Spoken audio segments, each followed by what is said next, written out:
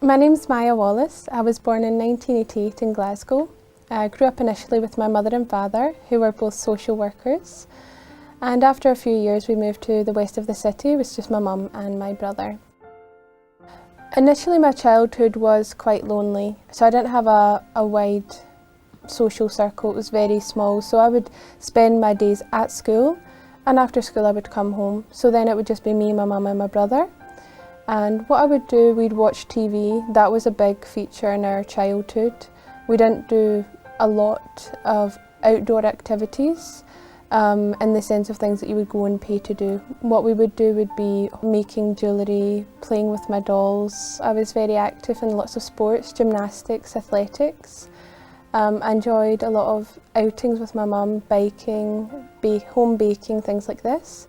In summer I became very active, so I'd go and stay with my grandmother and my grandfather in Ayrshire, and it was activity after activity which I loved. We would go swimming every single day, we would go into town, we would go shopping, we would do more baking, which I loved because my gran is an amazing cook. I didn't have any religious views as a child. We didn't grow up with a religion, so there was no Bible in the house, no Quran, there was nothing like that. My family my wider family, so my aunts and uncles, they're scientists, so a lot of the views that I had maybe came from them. So there was no impact, do I believe in God, is there a God? There was no such discussions. I found out when I was much older, speaking to my mum about religion, that apparently I used to go to Sunday school, but I have no recollection of that whatsoever.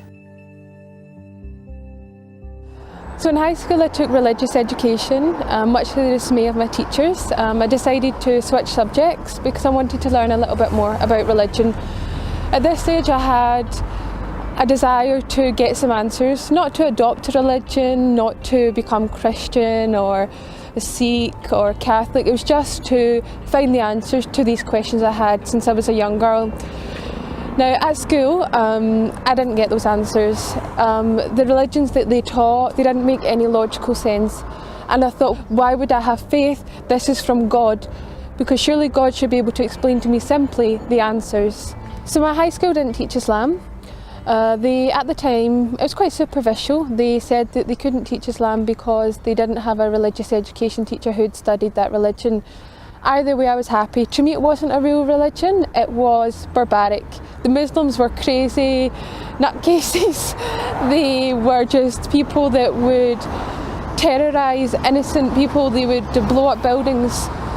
So for me, I was glad. I didn't think that I would ever become Muslim, that I would ever entertain the idea of Islam.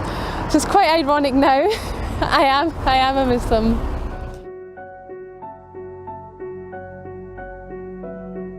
I had no interaction with people of other ethnicities, of other religions. There was perhaps 2 or 3 students in my school, but they were very westernised. They had adopted our culture, so I had no real ability to see what really is Islam, what is a Muslim.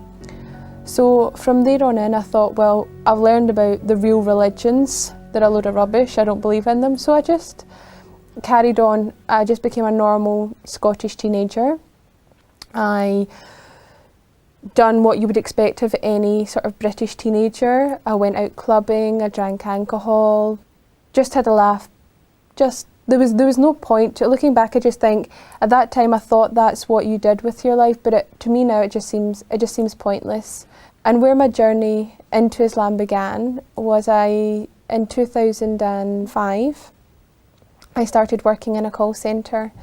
And in that call centre it was predominantly Pakistani people that were in there that were Muslims. And they were not crazy. They were not anything that I had imagined, that the media had portrayed. And in actual fact, they became my best friends. And this is the first time I felt I had real, true friendship, where these people really cared for me, I really cared for them. And there was a group of us. So there was Saima, there was Shakila, there was Talib, Nabil and Atif. And it was us lot together, and I would just, initially it was just, I was interacting with them and we would just do normal things, go to the cinema, we would go out for meals.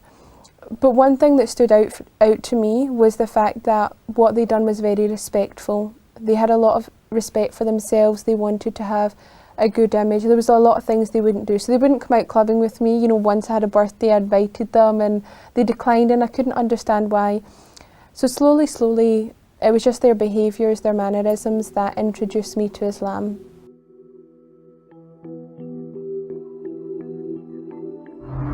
When I was working in the call centre with the other Muslims, one of the most profound moments for me was actually during Ramadan, and I remember the moment sort of very clearly. We were in the Avance office in Baird Street, and my group of friends that I'd mentioned earlier, they were fasting and they were about to open their fast.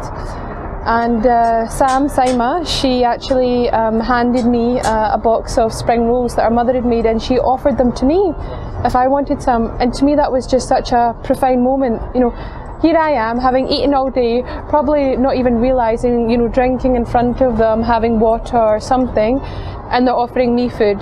They're breaking their fast with me. And that was a really profound moment for me. So something happened in that moment. I became curious. What are these Muslims doing? They're starving themselves and giving their food away to me. Like, who am I? Why are they doing this? And then I started having questions.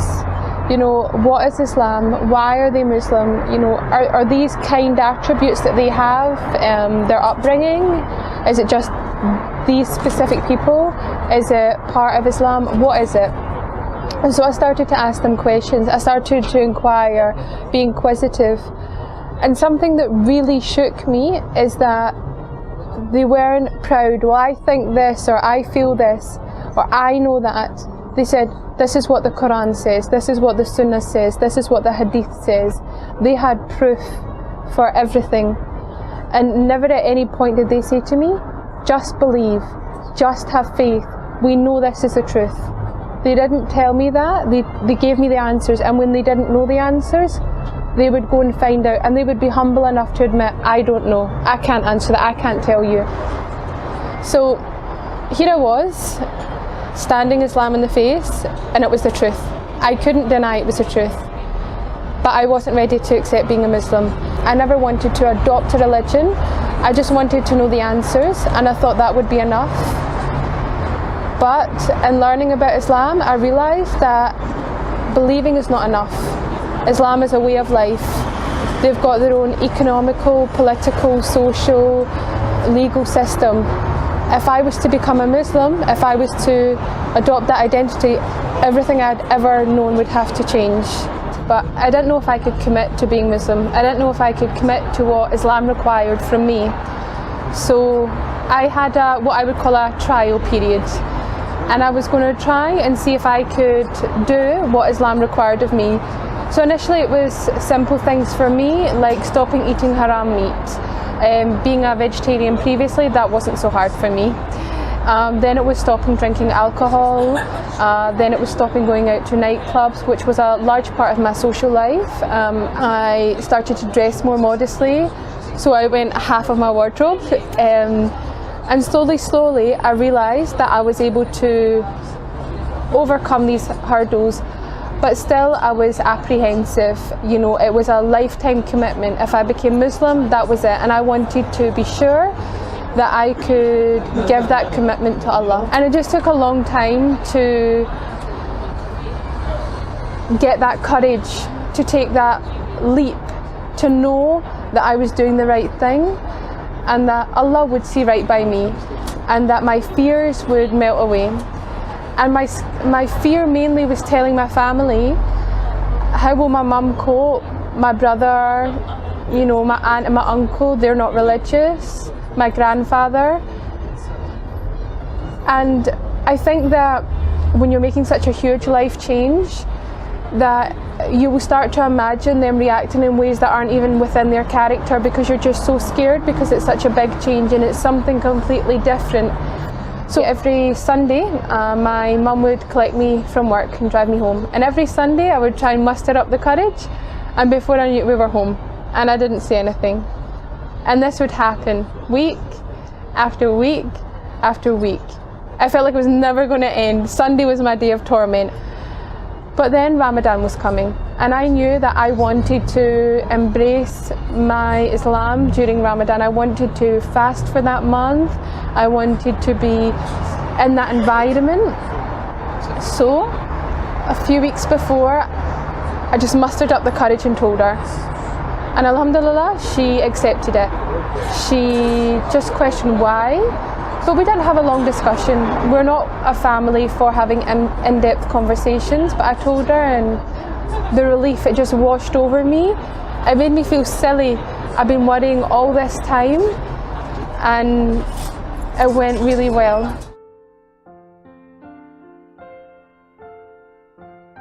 I went with my friends, some of my very good friends, Sam as well, Sam, and we went to Glasgow Central Mosque, and I took my Shahada through tears of joy. We were all crying, it was so emotional, and it was an experience that I wasn't expecting.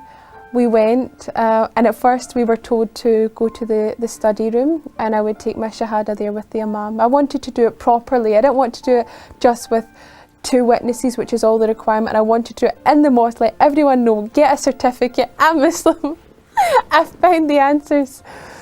So we went, and the Imam sat me down. He started asking me strange questions.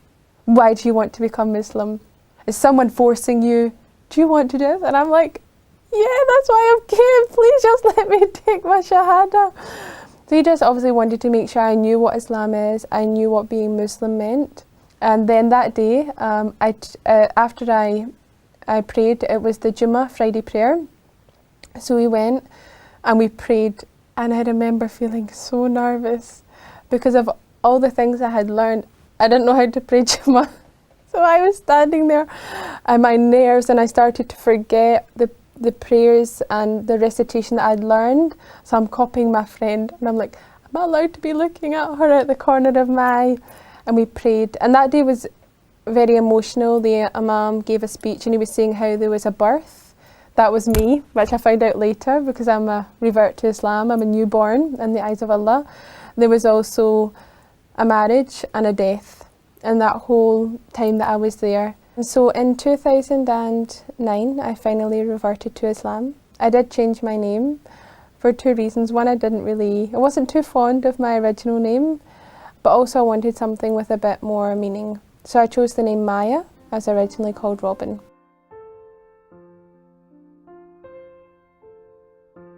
My journey to Islam, to becoming Muslim, was very easy. I had a lot of support. I had a lot of friends around me, even my own family my mother, my brother, they were very supportive of me. I remember when I went to take my Shahada, my mum was calling me just to make sure, good luck, hope everything goes okay. But where my struggles really began was when I started to go to an Islamic class, and I met other sisters. And this is where I learned about the proper attire, that we should be covered. And for a long time I thought, I don't want to cover, my hair is so beautiful, I don't want it to go away. But slowly I started to educate myself. I started to learn a lot more about what hijab is, what is the purpose of it. One of my friends gave me just a silly little analogy. They said, I've got 2 sweets, one covered, one uncovered, and I dropped them on the floor. Which one would you eat? Which one would you take? I said, the one with the cover, of course. And they said, well, that's how we view our women in Islam. They are the most precious thing to us. Of course, we would want them to be covered. And this is not something that I was being told is what men want, but this is what Allah wants. This is our protection. This is our safety. And I didn't want to go out without it. For me, I loved hijab by this point. I'd found a love for hijab, I'd found a love for covering. I understood the reasons behind it, and I wanted to fulfill that obligation to Allah. But I was scared to tell my mum. So I was standing in the kitchen and I was ironing my hijab, and I tell her I wear hijab now, and she got very angry and she was crying. and it was so painful for me. And she's saying, this is oppression. And at this point, I'm not eloquent. I can't explain to her. I have the knowledge, but to give it to her, I don't know where to start. I don't know the right place. And I'm just shouting back, no, it's not. So I remember walking out of the house and going to my back garden, and I was in floods of tears and I was crying my heart out. And I phoned Zara, who had now become my Islamic teacher. Mashallah, she's very good. And I'm crying to her, and I said to her, Zara, I have to take it off. I can't do this anymore. And she gave me so much comfort and so much love and so much strength. She said to me, Allah will never give you a test that you cannot bear.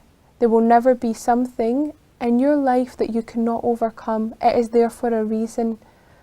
So I found a lot of comfort in her words, and I put it on and I wore it and I left the house.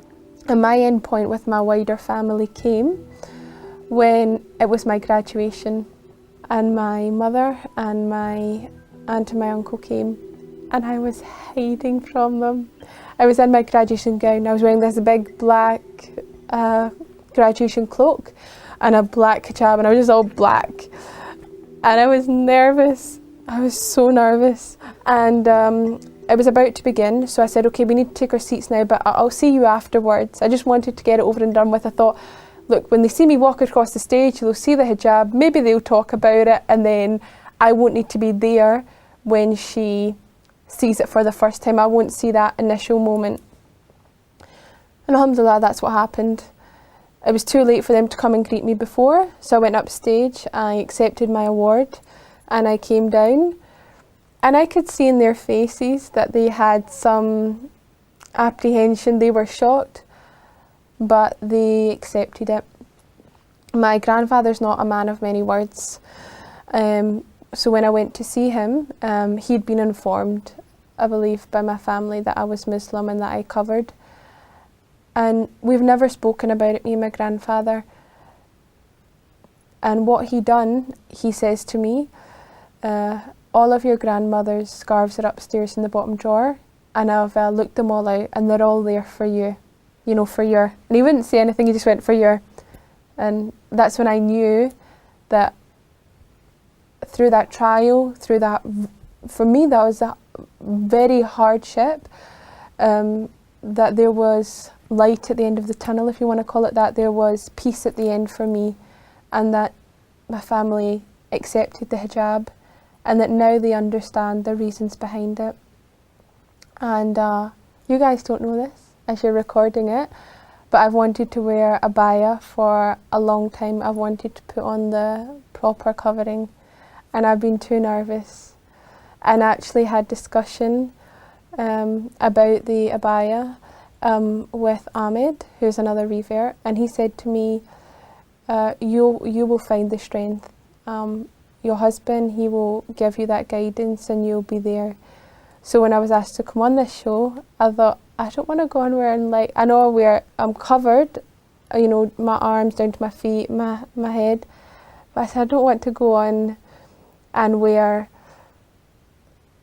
my dress. I don't think that's right. I want to be a good example to my sisters out there, to Muslims, to people that are thinking about reverting. So today I put on the abaya for the first time.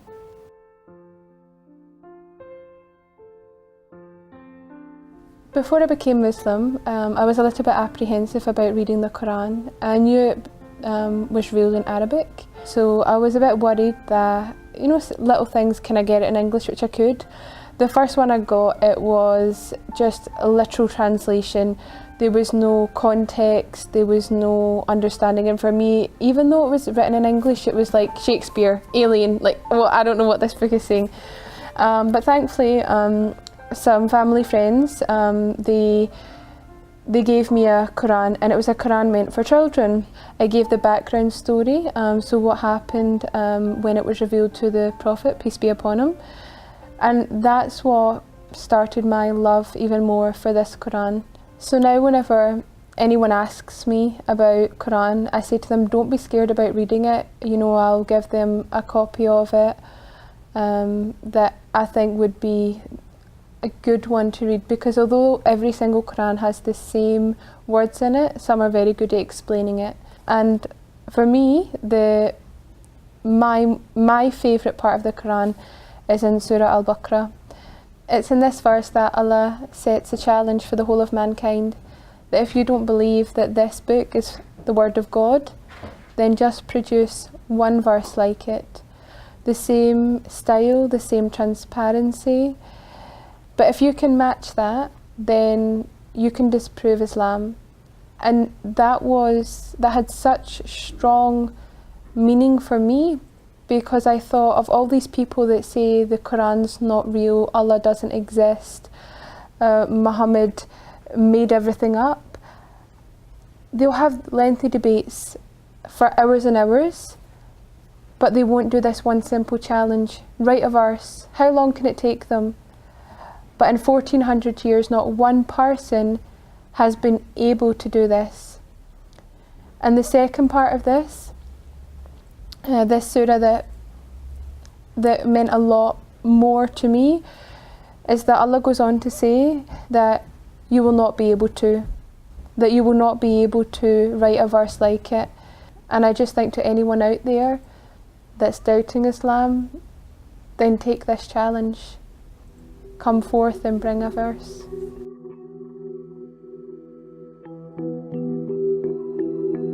Islam means everything to me. Islam is my whole life. I believe it's given me everything that I want. Not materialistic things, but it's giving me contentment in my heart. It's given me the understanding to life. It's told me why I'm here, what I should be doing. It's given me comfort knowing that Allah is out there, that there is a God, that I can worship Him and obey Him. And from how I would describe it in humanly terms, in His eyes, I'm doing the right thing. You know, no longer do I need to lead my life by my own moral compass. I've got God there to tell me what is right and what is wrong, and I know in my actions that I'm doing the right thing. It's given me a much better relationship with my mother. You know, she's a very private woman, stiff upper lip sort of thing. Now every day she tells me she loves me. Mashallah, I would never have found my husband had I not become Muslim. He's Muslim, of course, and I just think that is an avenue that if I had never taken my Shahada, I would never have experienced this. It's overwhelming that my life now feels complete. No longer am I chasing after the latest dress or the latest car or job. I have everything I need to keep me content right now at this age. I grew up in an environment where what I was told was that you're meant to go out, you're meant to travel the world, you're meant to experience many different things, date different people, to try and attain something, and when you've attained it, get more. Earn money, and when you've got money, earn more money. When you drink, learn to drink and then drink a bit more. Gluttonous, it was just, you know, and to me it had no real value. It was like, I'm going to live, inshallah, 60, 70, 80 years, and I'll have achieved nothing. Now I understand my place in this world and what I'm here for, and that's to obey Allah and complete my duties as a Muslim, spread Islam, and be an example to the community and my sisters around me.